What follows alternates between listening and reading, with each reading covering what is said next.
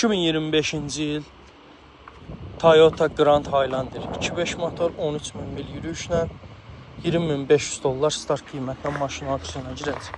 Maşının ön hissəsində heç bir zədə yoxdur.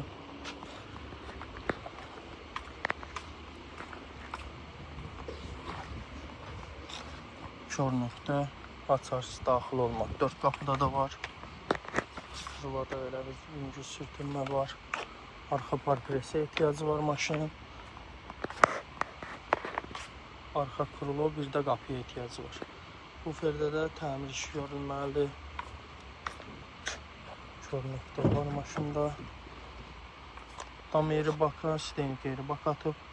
Qara dəri salon. Multirul.